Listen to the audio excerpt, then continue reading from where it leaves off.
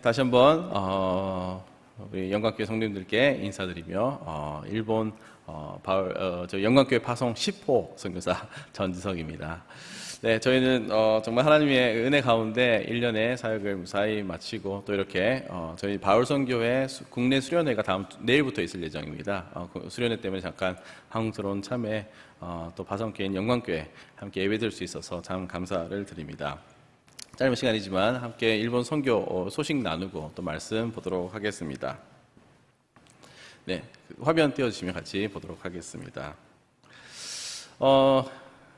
작년 3월 17일에서 19일 동안 2박 3일의 짧은 일정으로 우리 왕 목사님 포함해 여러분들이 일본 선교지를 방문해 주셨습니다. 그때 새롭게 파송받은 파송선교사 또 협력선교사 4가정을 방문하기 위한 일정을 짜고 오셨습니다. 처음에 왕 목사님께서 내 교회를 2박 3일 일정으로 보고 싶다 했을 때 저는 깜짝 놀랐습니다. 너무나 말도 안 되는 그 일정의 그 기간 가운데 많은 길을 달려가야 되는 일정이기 때문에 여러 번 확인을 했습니다. 근데 왕 목사님께서 일본 지리를 잘 모르시고 어쨌거나 한번 가서 한 큐에 이렇게 다 방문하고 싶다고 그렇게 생각하셨던 것 같습니다. 그래도 하나님께서 지혜를 주셔서 어떻게든지 스케줄을 짜서 2박 3일 동안 아주 깊은 교제와 또 그런 은혜를 나누는 시간을 가졌습니다. 목사님께서 아까도 식사 중에 말씀하셨는데 일본 2박 3일 동안 기억하는 것은 차를 타고 이동했던 것밖에 기억이 나지 않는다고 말씀하셨습니다. 네, 저희 교회도 오셨는데 저희 교회는 까맣게 잊으신 것 같습니다. 그렇게 2박 3일 동안 지내면서 왕 목사님이 참 그 선교의 전심이시고 세계 선교를 향한 큰 부담을 가지고 이걸 이루시기 위해서 힘쓰신 귀한 목사님이라는 것을 저도 발견하게 되고 참 영광교회 파송을 받은 것은 말 그대로 영광스러운 일이구나라는 마음을 가지면서 감사한 마음으로 사역에 임하고 있습니다. 그렇게 해서 그 다음 4월에 저희가 여기 첫 방문해서 같이 선교 소식도 나누고 은혜를 나눴던 것으로 기억합니다. 이렇게 해서 좋은 관계가 이루어진 거 감사드리고 있습니다. 그동안 저희 교회에 있었던 일들 또 보고로 올려드리기 원합니다. 2025년 작년 한 해는 저희 교회에 있어서 특별한 한 해였습니다. 그것은 한국에서 많은 단기팀이 와서 저희 교회를 방문하고 함께 일본 선교에 동참했던 시간이었습니다. 저희 개척한 지 한 7년쯤 되거든요. 근데 그 전에는 코로나도 있고 해서 단기팀이 한 팀도 오지 않았습니다. 그런데 작년 한 해 무려 우리 영광교회 팀도 포함해서 6교회 6팀이 저희 교회를 방문하고 같이 단기 선교에 동참을 했습니다. 어떤 단기 선교 가보신 분도 계시겠지만 일본의 단기 선교로 오면 무슨 일을 할까요? 와서 막 열심히 전도하고 막 하면 좋을 것 같죠. 네. 근데 일본은 참 이 전도하기 어려운 나라입니다. 단기 선교 길어야 5일 동안 와서 누군가를 만나서 예수님 복음을 전한다는 건 참 어렵습니다. 그래서 저희들은 관계 맺기를 위한 토대를 만드는 것을 단기 선교의 주로 목적으로 삼고 있습니다. 그래서 작년에 이 한국 문화 축제라는 것을 기획하고 한국에서 온 청년들도 계셨고요, 어르신들도 계셨고 다양한 팀들이 있었지만 우리가 여러분들이 알게 모르게 여러분들은 한국 문화의 전문가들이십니다. 알고 계셨나요? 한국 문화에 대해서 너무 잘 알고 계십니다. 그래서 세계 어디다 두고 여러분들을 데려가서 한국 문화에 대해서 소개해 주세요라면 여러분들은 한국 문화에 대해서 전문가적으로 잘 설명하고 표현할 수 있는 능력을 가지고 계십니다. 딱히 준비하지 않아도 그렇게 가능한 거죠. 그래서 저희들은 그거를 이용해서 일본 한국에서 온 팀들을 통해서 한국 문화를 소개하고 함께 체험하고 즐거워하는 한국 문화 축제라는 축제를 기획하고 지금 시즌 3까지 3번까지 해왔습니다. 뭘 하냐면요, 한국의 김치를 만들어 담거나 아니면 한국 요리를 만들어서 같이 먹거나 또는 제기차기를 하거나 딱지치기를 하거나 여러분 다 할 수 있는 것이잖아요. 그렇죠? 네. 그런 것들을 통해서 교회에 올 수 있는 계기를 만들어 드립니다. 교회는 영 관심 없고 복음에도 관심이 없지만 한국을 좋아하는 분들이 꽤 많습니다. 한국 문화를 체험하고 싶어하는 분들이 많습니다. 특히 저희 교회가 있는 곳은 아주 시골입니다. 너무 시골이어서 한국 사람을 만나본 적도 없는 분들이 많이 계세요. 저희가 이제 가끔 이제 일본 분들 만나서 제가 한국 사람을 소개하면 너무 반가워서 안녕하세요 이렇게 인사를 합니다. 한국어 어떻게 아시냐고 그랬더니 한국 드라마를 좋아한다고 그래요. 한국 드라마를 좋아하고 젊은 친구들은 케이팝을 듣고 한국의 문화는 세계 내놔도 부끄러울 것 없는 굉장히 뛰어난 문화를 가지고 있는 한국입니다. 그리고 일본에도 그런 것들이 이미 널리 퍼져서 있는 이것은 선교의 가장 좋은 시기이자 또 기회라고 저희들은 보고 있습니다. 그래서 문화축제를 통해서 한 번도 교회에 오지 못한 분들이 한국 문화에 관심이 있어서 오신 분들이 여러 분 계셨습니다. 그렇게 해서 또 새로운 분들이 교회에 발걸음을 할 수 있는 기회를 만들었습니다. 일본 선교에 있어서 전도, 직접 전도가 어려운데요. 그래도 가능한 전도가 몇 가지 있습니다. 그 중에 하나는 축호 전도라고 얘기합니다. 요즘 청년들한테 축호 전도라고 얘기하니까 뭔지 모르더라고요. 축호 전도 아십니까? 좀 연세 많으신 분들은 예전에 기억하실 수도 있습니다. 축호 전도는 집 한 집을 돌아다니면서 복음을 전하는 전도를 이렇게 합니다. 일본에서는요, 집마다 돌아다니면서 이렇게 초인종을 누르고 그러면 좀 이상한 단체로 그렇게 생각을 합니다. 그래서 저희는 전단지를 복음 전단지를 만들고 교회 소개지를 만들어서 그것을 우편함에 넣는 것으로 간접적인 전도를 시도하고 있습니다. 일본에서 가장 굉장히 널리 퍼져 있는 전도 방법입니다. 단기팀이 와서 같이 요 마을 전체를 우리가 축구 전도합시다. 같이 기도하고 많은 데는 500통, 1000통 가까이 전단지를 뿌립니다. 그럼 그거를 보고 언젠가 하나님께서 그 영혼을 불쌍히 여기시고 마음을 움직여 주셨을 때 그분이 교회를 찾아올 수 있도록 기회를 드리는 그러한 소심하지만 간접적이고 하지만 하나님 복음을 나눌 수 있는 방법, 축구 전도를 같이 나눴습니다. 또 어떤 팀은 찬양의 은사가 있는 분들이 있었어요. 그래서 작은 미니 콘서트를 열었습니다. 그래서 미신자들이 자주 오는 카페, 기독교 카페인데요. 크리스천 카페에 가서 거기서 저희가 오후 요 타임을 써도 되겠습니까? 허가를 받고 피아노와 기타 연주를 통해서 또 우리가 말로 간증을 통해서 예수님을 증거하는 그런 미니 콘서트를 열기도 했습니다. 단기 선교는 와서 그냥 본인들이 가지고 있는 것을 이렇게 표현하는 시간이 뿐만이 아니라 일본 선교를 배울 수 있는 좋은 기회이기도 합니다. 마침 저희가 사는 지역에 아주 좋은 일본 선교를 배울 수 있는 장소가 있습니다. 그게 이세신궁이라는 곳입니다. 혹시 들어보셨나요? 이세신궁. 일본에는 두 가지 큰 종교가 있죠. 불교와 신도교가 있습니다. 신도. 불교는 아시다시피 불교인데 일본에 가서 약간 형태가 달라졌습니다. 신도는 일본 토종의 종교입니다. 주로 나무나 돌이나 이런 것들을 섬깁니다. 일본인들이 아주 고도의 발달된 과학적이고 이성적인 분들이 신도에 관해서는 뭔가 이성의 스위치를 끈 것처럼 돌과 나무를 섬깁니다. 그 앞에 손을 모으고 기도를 하고 기원합니다. 마치 그게 이루어질 것 같이. 그런 감각이 참 신기합니다. 하지만 일본 분들은 그 안에 모순을 느끼지 못합니다. 참 재미있는 나라인 것 같습니다. 그런 신도에 있어서 신사가 이제 저희 기독교의 교회가 있는 것처럼 신도에는 신사가 있습니다. 신사의 신사라고 불리는 장소가 이세신궁입니다. 그게 저희 이제 사는 도시, 교회 있는 곳에 가까운 곳에 1시간 안에 갈 수 있는 거리에 있습니다. 그래서 거기를 저희가 갑니다. 뭐 신사 참배는 아니고요. 견학으로 갑니다. 거기 가면 큰 토리라고 이렇게 네모나게 된 입구 앞에 사람들이 손을 모으고 기도를 하고 들어갑니다. 그리고 그 안에 참배 객으로 그 안에 가서 신사를 둘러보면서 다양한 신들이 있거든요. 그 앞에 가서 기원하는 모습들을 보면서 일본의 종교성을 배울 수 있습니다. 그러한 단기 선교를 통해서 6교회의 교회들이 방문해서 많은 이제 저희가 도전을 하고 그분의 또 선교사 그 중에는 선교사로 또 헌신하신 분들도 계셨고요. 젊은 시절에 단기 선교를 통해서 일본을 향한 그런 도전의 시간을 가질 수 있었습니다. 말씀드린 대로 일본 선교는 짧은 기간에 누군가를 전도한다는 것은 굉장히 어려운 일입니다. 그렇기 때문에 저희들이 참 다양한 방법을 시도를 하고 있는데요.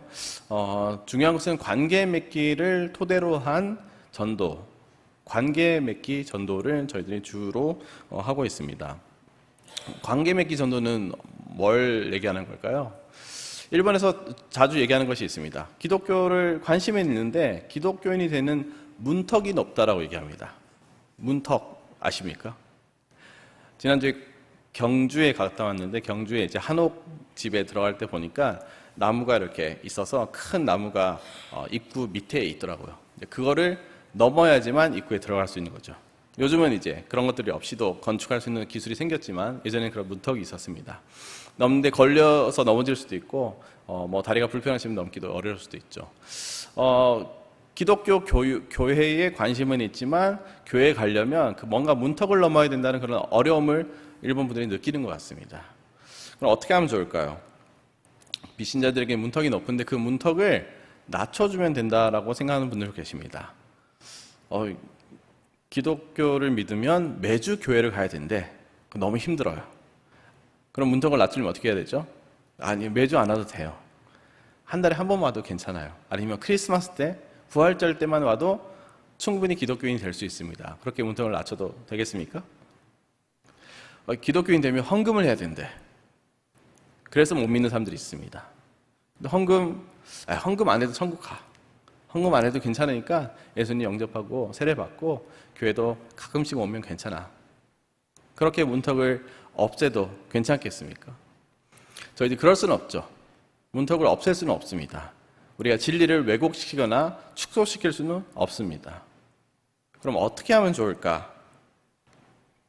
그 문턱을 더 낮출 수는 없기 때문에 문턱을 넘을 수 있는 많은 계단을 만들어서 그 문턱을 넘을 수 있도록 도와주는 것이 이 관계의 전도라고 저희는 얘기할 수 있습니다. 갑자기 교회 오라면 어렵습니다. 하지만 우리 식사하지 않을래? 밥 먹으면서 식사 교제를 합니다. 식사 교제 시작하자마자 성경책 펴놓고 예수 그리스도를 믿으면 구원받는다는 얘기를 하는 것이 아니고요. 식사 교제 가운데 기독교인이지만 하지만 당신의 좋은 이웃입니다라는 그 마음을 먼저 전합니다. 뭔가 당신을 개종하기 위해서 나는 당신에 접근했습니다라는 의미가 아니고 난 먼저 당신에게 좋은 이웃이 되고 있습니다. 어려운 거 없습니까? 제가 기도해 드릴게요. 기도해 준다고 싫어하는 분들은 없더라고요. 네, 당신을 위해서 기도하겠습니다. 그런 좋은 교제를 먼저 시작합니다. 그런 교제를 통해서 좋은 친구가 되어주는 것도 굉장히 중요한 것 같습니다. 믿을 거야 말 거야. 저희들은 한국 분들은 좀 많이 그런 극단적인 얘기를 하시죠. 믿을 거면 같이 하고 믿기 싫으면 관계하지 않겠어. 그렇다면 저희들이 많은 분들을 이렇게 내쳐야 됩니다. 그런데 관계 맺기라는 것은 이 사람이 안 믿는다고 할지라도 그래도 난 좋은 친구가 되고 싶어. 너의 얘기를 듣고 싶고 너를 위해서 기도해 주고 싶어. 그러한 관계 맺기를 통해서 이분들에게 계속해서 좋은 친구가 되어갑니다. 그리고 가능하다면 이분이 뭔가 필요가 있다면 그 필요를 채워주도록 노력을 하죠. 요즘 아이들이 말을 안 들어서 참 어려워한다. 실제로 이제 아이들이 좀 많이 사춘기로 어려워하는 친구가 있었는데 우리 집에 홈스테이 하면서 조금 며칠 지내지 않을래? 해서 저희가 아이들을 데리고 지냈던 적도 있습니다. 그렇게 해서 이 아이들을 봐주는 것도 한 가지 또 좋은 필요를 채우기죠. 아이들을 봐주는 동안에 아이들에게 복음을 전하기도 했습니다. 그렇게 필요를 채우는 것도 좋은 관계 맺기의 방법이 될 수 있습니다. 한국에 저희가 왔다 가면 꼭 선물을 사갑니다. 그래서 일본 분들한테 또 비신자 분들한테 관계 맺기에 또 좋은 계기로 쓰고 있습니다. 좋은 것이 있으면 나눕니다. 그럼 그쪽도 일본 분들 성격상 받았는데 안 돌려주고 끝내면 찝찝해요. 그래서 반드시 거기서도 뭘 또 돌려줍니다. 시골이어서 밭에서 난 걸 많이 줘요. 그런데 1년 내내 나눠서 주면 좋겠는데 물을 한 30개씩 쌓아줍니다. 한 번에 소비를 못해요. 그래서 이제 교인들하고 나눠 먹기도 하고 그렇게 해서 좋은 것들을 나누고 가진 것들을 나누고 서로가 오가면서 정과 신뢰가 쌓이게 되는 것이죠. 이렇게 해서 이제 많은 문턱을 넘을 수 있도록 많은 단계를 밟아주면서 그 안에서 예수님의 사랑을 알게 모르게 전해 갑니다. 그리고 언젠가 마음이 열리고 그 마음이 준비가 되었을 때 예수님을 믿을 것이라고 우리가 기대를 하는 것이죠. 그런데 아무리 좋은 관계를 맺기를 열심히 해도 그것만으로는 부족하더라고요. 그것만으로는 부족해요. 마지막 한 걸음, 예수 그리스도를 믿는다고 입으로 고백하고 시인하는 그 마지막 한 단계는 성령님의 역사하심이더라고요. 성령님 역사하시는 우리가 기대하고 성령님 이 영혼을 불쌍히 여겨주세요. 관계 맺기를 하면서 마음속에는 언제나 기도를 합니다. 이분을 불쌍히 여기시고 이 영혼을 주님께서 구원해 주시고 우리의 영적인 가족으로 함께 예수를 믿는 천국 백성으로 삼아주세요. 그런 기도를 가지고 이분들을 접합니다. 마지막 하나님께서 역사하신 그 역사하심은 기도밖에는 방법이 없더라고요. 기도하면서 이 친구들을 향해서 이웃을 향해서 다가갈 때 마음이 열려서 예수님을 영접하겠다고 얘기한 친구들도 있고요. 그러한 방법으로 저희들은 전도를 해가고 있습니다. 보기만 해도 한 영혼을 구하는데 시간이 많이 걸릴 것 같죠.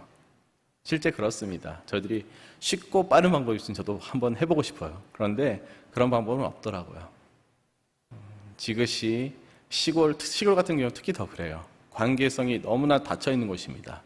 외부인에 대해서 굉장히 닫혀있는 지역이에요. 그 지역에 우리가 어떻게 가서 이들에게 복음을 전할까? 좋은 이웃이 되고 좋은 친구가 되고 필요를 채우고 그런 다양한 관계 맺기를 통해서 나아가고 있습니다. 그렇게 해서 누군가는 이 복음을 전해주지 않으면 이 친구들한테 들을 수는 없잖아요. 시골에 살면서 복음을 들을 기회가 전혀 없습니다. 이 친구들에게는 누군가는 다가가서 이웃에게는 복음을 전해야 되는 그 사명을 저희들이 가지고 이 복음을 전하기 위해서 힘써 일하고 있습니다. 2025년은 그러한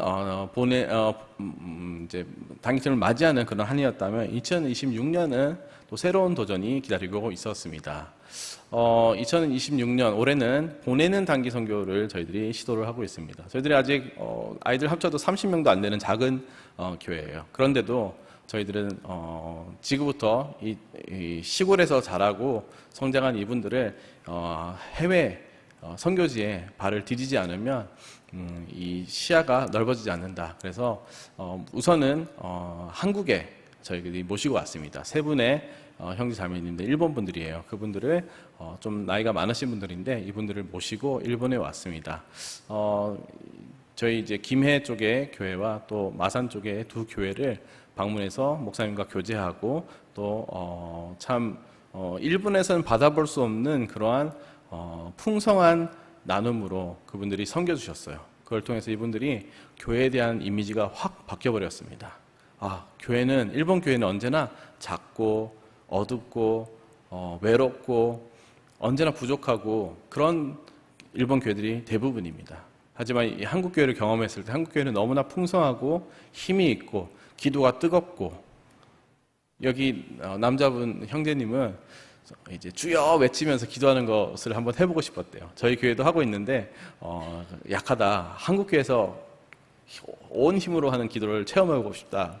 그런데 마침 그 교회에서 금요 기도가 있어서 저희 교회를 위해서 기도하는 기도 모임을 해주셨더라고요. 그 기도 모임에서 마음껏 목이 쉴 정도로 큰 소리로 기도해서 자기는 소원이 풀렸다, 한이 풀렸다. 네, 그렇게 얘기하는 얘기를 들었습니다. 그렇게 해서 한국 교회를 체험하고 그리고 또 나이 많으신 자매님 한 분은 지금까지 자기는 그리스도인으로 살아왔지만 복음을 나눠야 된다라는 자기 친구들에게 복음을 나눠야 되겠다는 생각을 별로 해본 적이 없대요. 그런데 이번에 한국 갔다 와서 이 복음을 나누는 것이 얼마나 소중한지를 발견했다고 얘기를 하더라고요. 그래서 자기와 20년 정도 된 친구들한테 한 번도 자기는 기독교인이라는 얘기를 해본 적이 없었는데 이번 기회부터 자기들은 전도를 하겠다, 관계 맺기를 하겠다 그래서 주변 분들한테 자기가 기독교인인 것을 막 얘기하기 시작하셨어요. 그러한 큰 변화가 있었습니다. 네, 한국 교회에 연수해 오는 것은 제가 생각에는 가장 쉬운 단기 선교 중에 하나인 것 같아요. 그래서 좀 어르신들을 모시고 왔고요. 하지만 앞으로는 조금 더 11월에는 캄보디아 단기 선교를 준비하고 있습니다. 이때는 이제 남자 가려고 그래요. 형제들을 데리고 가려고 합니다. 남자들이 의외로 믿음이 강한 것 같은데 부인한테 이렇게 끌려오면서 아직도 믿음이 약한 분들이 계십니다. 그런 분들을 단기 선교를 통해서 한 번도 일본을 떠나본 적이 없는 우리 청년들 30, 40대, 20대에서 40대들 되는 우리 남자분들을 모시고 가서 캄보디아의 선교지를 방문하고 거기서 우리가 할 수 있는 작은 봉사를 통해서 선교를 체험하려고 합니다. 벌써부터 걱정이 많으세요. 저와 이제 동갑인 40대 이제 중반의 형제님이 계신데 벌레를 그렇게 싫어하십니다. 캄보디아 가면 벌레가 많지 않을까라는 걸로 걱정하고 계세요. 저보다 덩치가 크고 키가 180이 넘는데 덩치는 큰데 벌레 보면서 막 소리 지르는 걸 보면 너무 귀엽기도 하고 참 당황스럽기도 합니다. 그런 형제님인데 캄보디아 볼 거 벌써 기대하고 표도 벌써 끊어버렸어요. 마음 바뀌기 전에. 지금 캔슬하면 다 돈 못 돌려준다. 그래서 이미 가려고 작정을 하고 11월 캄보디아 선교를 준비하고 있습니다. 이번 시작으로 다양한 선교지를 경험하면서 우리의 선교를 향한 시야가 넓어지고 또 저희가 이제 영광교회는 따라가지 못하겠지만 그래도 영광교회와 같이 단기 선교 또 세계 선교에 힘쓰는 그런 교회가 되기를 원합니다. 이렇게 단기 선교를 갔다 오는 데는 목적이 또 다른 게 있습니다. 뭐냐면 시골에서 자라서 시골밖에 모르고 좁은 시야를 가진 이 우리 교회 성도님들을 어떻게 하면 더 귀한 일꾼으로 성장시켜 갈 수 있을까? 도전할 수 있을까? 왜냐하면 결국 남는 거는 사람이에요. 결국 남는 거는 사람이고 주님의 일꾼입니다. 주님의 일꾼은 타고난 것이 아니에요. 태어나자부터 전도를 잘하는 사람이 있으면 참 좋겠습니다. 그런데 그렇지 않습니다. 저도 이렇게 보여도 사람들은 전도하는 걸 굉장히 어려워하는 사람입니다. 모르는 사람한테 말 거는 것도 힘들어하고요. 역 앞에서 막 전단지 나눠주는 것도 혹시 안 받으면 어떻게 벌벌 떨면서 잘 못하는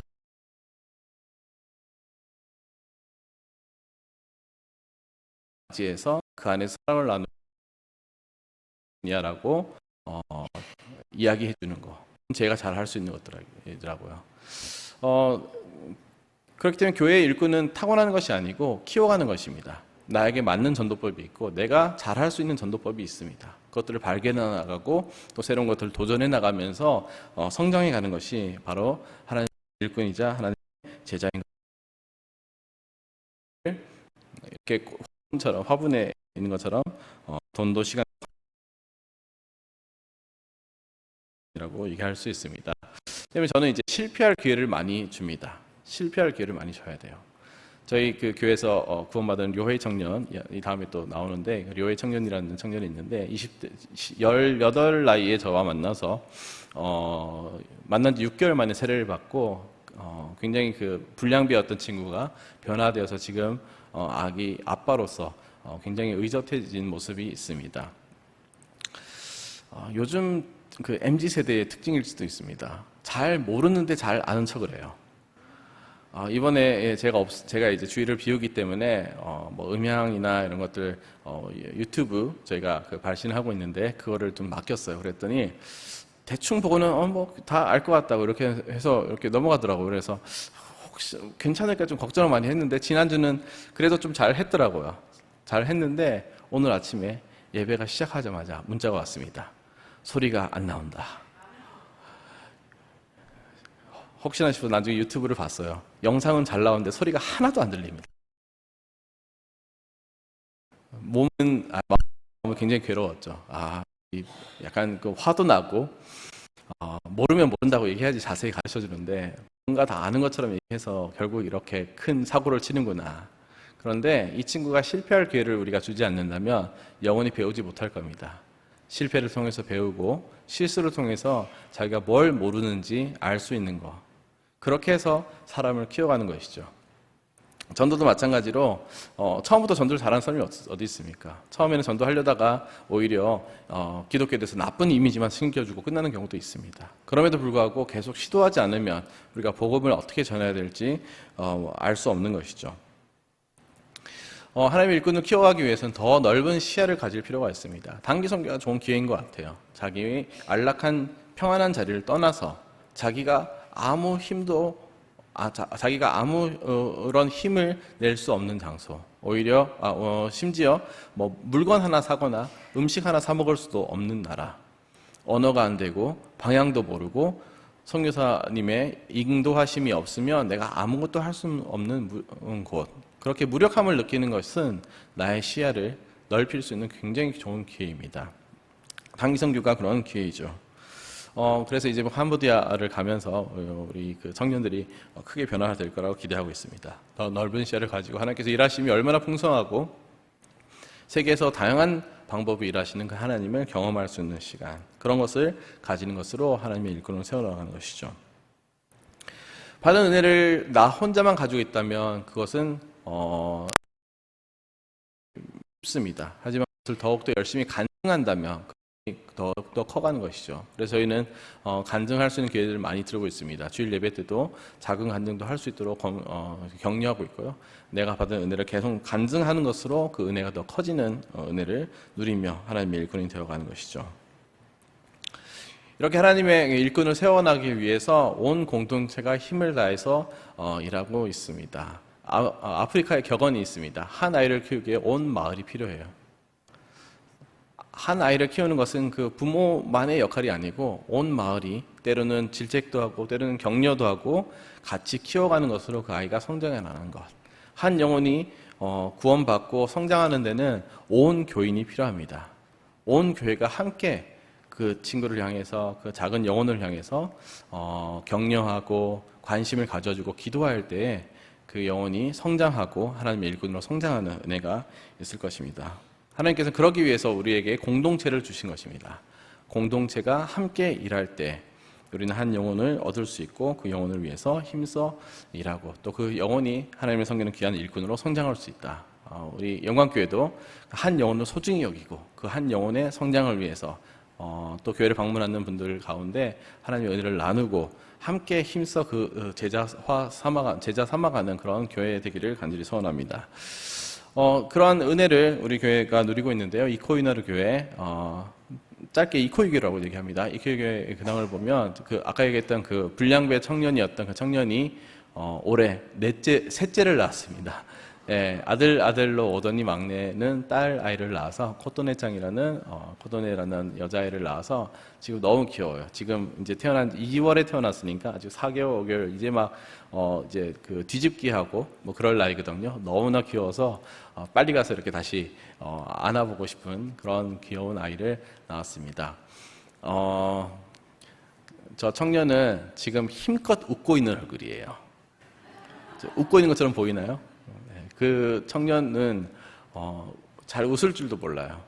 네, 아버지 상처가 있어요. 중학교 때 아버지와 어머니가 이혼하면서 그전에는 아버지의 심한 폭력으로 술만 마시면 사람이 변해서 폭력을 가하던 그런 아버지였어요.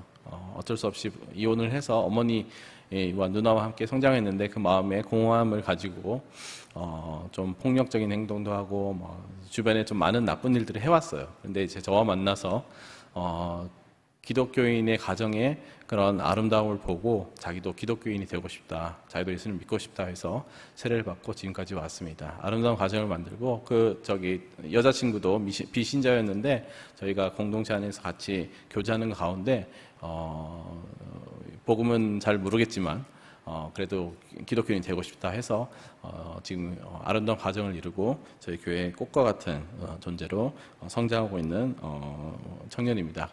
혹시 기억나시면 후지민 가족을 위해서 기억해 주시고 아직 20대 초반이에요. 그래서 앞으로 하나님께서 어떻게 귀하게 사용하실지 큰 기대가 됩니다. 두 번째 가정 소개하고 싶은 가정은 오바 가정입니다. 여기 제일 왼쪽에 있는 아버지가 목사님이세요. 장로교 목사님이신데 한 10년 넘게 어느 저희 가까운 교회에서 목회를 했었는데 10년 끝에 큰 마음의 상처를 입고 교회에서 쫓겨나다시피 해서 교회를 그만뒀습니다. 지금은 주 사역은 이제 나고야에 있는 신학교의 교수로 계세요. 신학교에서 교수로 계시지만 교회를 떠나서 목회를 그만두고는 이후에 1년 넘게 목회를 이제 그 신앙생활을 할 수 있는 교회를 찾지 못하고 방황을 하셨어요.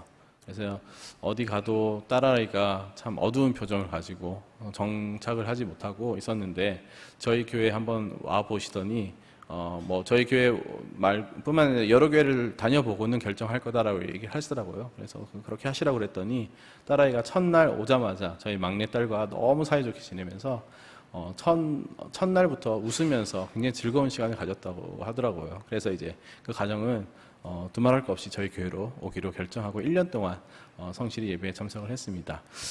그 장남도 아버지가 목회자인 것 때문에 많은 상처를 가지고 성장해 왔어요. 고등학생인데 지금까지 신앙 고백도 하지 않고 세례도 안 받고 있다가 또 저희 교회와 연결돼서 제가 작년에 이 청년에게도 세례를 줬습니다. 그래서 세례를 베풀고 가족이 함께 저희 교회에 또 동역자가 돼서 함께 일하고 있습니다.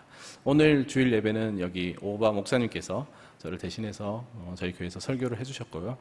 그렇게 해서 좋은 동역의 관계, 또 일본에는 이렇게 상처 있고 목회를 떠난 목사님들이 꽤 많이 계십니다. 저희들은 그런 목사님과 함께 협력해서 일본 선교를 이루어가기를 위한 그런 목적으로 이 오바 가족과 함께 지내고 있습니다. 함께 또 기억해 주셔서 기도해 주셨으면 좋겠습니다. 또 세 번째로 기도해 주길 원하는 분이 이 히카루 왼쪽에 있는 남자이거든요. 히카루 군하고 코헤이 이 두 분을 위해서 기도해 주셨으면 좋겠습니다. 오른쪽에 있는 부부는 작년에 이제 저희 교회에서 결혼을 했거든요. 그래서 신혼인데 두 자매님은 아까 이제 저희 교회 성도님이세요. 두 분은 성도님인데 옆에 있는 그 남자 아이들은 다 비신자입니다. 코헤이는 비신자인데 이제 결혼을 했고요. 그런데 이제 함께 살면서 믿지 않는 남편과 사는 것에 많이 지금 좀 힘들어하고 있는 상황이에요. 그래서 저희들이 이 코헤이의 구원을 위해서 함께 기도하고 있고요. 히카루는 아직 옆에는 결혼을 안 했는데 결혼을 전제로 교제하고 있습니다. 이 두 청년들이 예수님의 복음은 이제 듣고 영접 기도는 했어요. 하지만 세례를 좀 꺼려하고 있는 상황이어서 두 친구가 빨리 세례를 결단하고 이제 저희 교회의 일원으로서 함께 신앙생활을 할 수 있도록 기도해 주셨으면 좋겠습니다. 거의 넘어왔어요. 거의 넘어왔는데 그래서 히카루 왼쪽에 있는 분홍색 티 입은 그 청년한테는 물이 차가워지기, 저희는 침례를 하거든요, 강에서. 물이 차가워지기 전에 세례를 받자. 이제 겨울 되면 이제 물이 차가워서 너도 나도 괴로우니까 물이 아주 따뜻할 때 같이 세례를 받자 이렇게 권면하고 있습니다. 또 다음에 좋은 소식 전할 수 있도록 히카루, 코헤이 이 청년들을 위해서 기도해 주셨으면 좋겠습니다. 마지막으로 저희 교회는 지금 새로운 예배 장소를 위해서 기도하고 있습니다. 지금 있는 장소는 너무나 아름다운 곳인데 빌린 곳이에요. 빌린 장소인데 집주인의 의향으로 저희가 더 이상 있을 수 없게 돼서 새로운 장소를 위해서 1년 넘게 기도해 왔습니다. 그리고 하나님께서 이런 아름다운 장소를 저희들에게 보여주시고 또 이 장소를 위해서 기도를 하도록 하셨습니다. 이 장소를 발견하기 전까지는 다양한 곳을 봤는데 저희 교회 성도님들 한 마음이 되지 못했어요. 요거는 좋은데 요거는 안 좋다 이런 의견이 많았지만 이 장소를 발견하고 나서 전 교인이 한 마음이 됐습니다. 이 장소다. 하나님께 이 장소를 위해서 우리에게 예비하셨다. 그런 한 마음이 돼서 이 장소를 구매하기로 결정을 했습니다. 이게 시가에 나와 있는 약 6억 정도 되는 건물이었습니다. 6억 되는 건물이었는데 처음에 이제 있는 거를 알았지만 너무 금액이 비싸서 저희들은 아예 생각조차도 하지 않았어요. 근데 그래도 또 모르니까 한번 가보자 해서 가봤더니 집주인이 나왔더라고요. 집주인이 나왔는데 얘기를 들어보니까 집주인이 기독교인이에요. 0.4% 기독교인 일본 땅에서 기독교인을 만나는 건 쉽지 않은 일입니다. 그것도 저희 교회에서 제일 가까운 교회의 장로님이시더라고요. 그분도 저희들 얘기를 듣고는 깜짝 놀라서 이걸 뭘로 쓰려고 그러냐, 교회로 쓰고 싶다 그랬더니 그분이 부동산 지원을 이렇게 쑥덕쑥덕 하더니 그 자리에서 4억 5천으로 가격을 내려주셨어요. 네, 그래서 6억은 좀 어려운데 4억 5천이면 조금 가능성이 있지 않을까라는 저희 마음이 들었습니다. 그래서 그러면 우리가 한번 기도해 보겠다 해서 같이 기도를 하는 가운데 하나님께서 한 마음을 주셔서 저희가 구입하기로 결정을 했습니다. 부동산 비용 포함해서 4억 7천 정도를 예산을 잡고 기도를 하고 하나님께서 채워주실 거라고 믿고 준비를 하기 시작했습니다. 저희가 이제 모아놓은 것도 있고 또 교단에서 돈을 빌릴 수 있거든요. 그래서 빌릴 수 있는 걸로 해서 한 반 이상은 저희가 준비가 되는 상황이었어요. 나머지 반은 저희 노회와 또 교단 전체에 모금을 해서 결제일인 10월까지 하나님께서 세워주기를 기대하고 가겠다. 그렇게 계획서를 멋지게 만들어서 교단 이사회에 올렸습니다. 교단 이사회에서 승인이 있어야 저희가 구매를 할 수 있거든요. 지난 5월에 교단 이사회에 올렸는데 부결이 됐어요. 허가를 안 해줬어요. 근데 얘기를 또 들어보니까 부족한 게 한 2억 2, 3천 되거든요. 2억 2, 3천을 10월까지 한 5, 6개월 기간이 있었는데까지 그게 채워질 거라고 생각할 수 없다. 다 돈을 준비해서 와라. 그런 내용이었습니다. 그래서 2억 2천을 준비해야지만 계약을 할 수 있다. 근데 또 부동산 쪽에서는 이거 빨리 계약 안 하면 이게 취소될 수 있다. 압력을 가해와요. 이사회에서는 돈을 모아서 신청하라. 압력을 가해와요. 너무 그 사이에서 제가 너무 괴로웠습니다. 어떻게 해야 될지 알 바를 모르고 어쨌거나 자금을 준비해서 보완하도록 그렇게 지시가 있습니다. 부족한 자금은 약 2억 2천만 원이었습니다. 이것을 가지고 이제 노회에 가서 상의를 했습니다. 그랬더니 노회도 이 사태가 심각하구나. 우리가 낙관적으로 생각해서 어떻게든지 될 거라고 그렇게 생각해서는 교단 이사회에서는 그걸 승인해 주지 않는구나. 그래서 당장 모금을 시작하자라는 계획을 세웠습니다. 그래서 급하게 준비해서 저희가 이제 4주의 기간을 두고 1차 모금 기간을 정하고 모금을 시작했습니다. 4주 동안 주일을 4번 끼고 저희들이 이제 그 노회 30개 정도 되는 교회에 전체 이제 모금을 시작했어요. 그래서 2억 2천이 채워지도록 그렇게 기도를 시작했습니다. 한 주가 지났어요. 얼마 정도 모였을까요? 한 2천만 원 정도 모이더라고요. 2천만 원. 그것도 굉장히 저는 감사했습니다. 2천만 원. 나머지 3주 곱하기 이제 4를 하면 한 8천 모이면 잘 모이겠다는 생각이 들더라고요. 인간의 생각이죠. 이거는 어떻게 해도 이게 안 될 것 같아요. 너무 제 마음이 너무 이제 불안한 거예요. 그래서 노회장님께서 이렇게 비디오 만들어서 어떻게 좀 어떻게 헌금하도록 이렇게 좀 우리가 많이 홍보를 해야 되지 않겠냐 해서 저거 비디오를 만들라고 얘기를 하셨어요. 근데 저는 제 마음에 하나님께 주신 마음은 이 비디오 가지고 사람 앞에 어떻게든지 헌금해 달라고 부탁을 해서 될 일이 아닌 것 같은 거예요. 그래서 저는 비디오를 안 만들겠다 얘기 드렸습니다. 대신 기도를 하겠습니다. 그래서 아침에 2시간, 저녁에 2시간, 하루에 4시간을 작정 기도를 정하고 아내와 함께 바짝 엎드렸습니다. 제가 모태신앙입니다. 전 태어날 때부터 저희 아버지는 목사님이셨어요. 12살 때 저희 아버지는 선교사로 나가셨기 때문에 PK, MK로 평생을 살아왔습니다. 제가 평생 살면서 기도를 얼마나 했을까요? PK, MK들은 기도를 잘 안 하는 것 같습니다. 생각보다 기도를 많이 안 했던 것 같아요. 근데 제가 태어나서 이렇게 간절하게 기도해 본 적이 없습니다. 주님, 이거는 주님께서 일하지 않으면 안 되는 일입니다. 2억 2천 어떻게 이걸 모읍니까? 주님께서 이걸 어떻게 좀 해달라고 막 주님께서 때를 쓰기도 하고 기도하다가 화가 나면 막 화를 내기도 하고 막 이렇게 막 빌기도 하고 하여간 할 수 있는 기도를 다 했어요. 예, 그리고 아침에 2시간 기도를 하고는 가서 통장을 찍어보는 거예요. 얼마 들어왔나. 근데 기도하고 가면 찍어보면 100만 원, 200만 원, 300만 원, 500만 원, 또 1000만 원 이렇게 입금하시는 분도 계셨습니다. 조금씩 이게 채워지는 속도가 가속도가 붙는 게 느껴지는 거예요. 그러니까 이제 이것도 채워지니까 기도가 재밌었어요. 저는 평생 살면서 기도가 재밌던 적이 이번에 처음인 것 같습니다. 기도를 하는데 너무 재밌는 거예요. 하나님 감사합니다. 감사하기도 하고.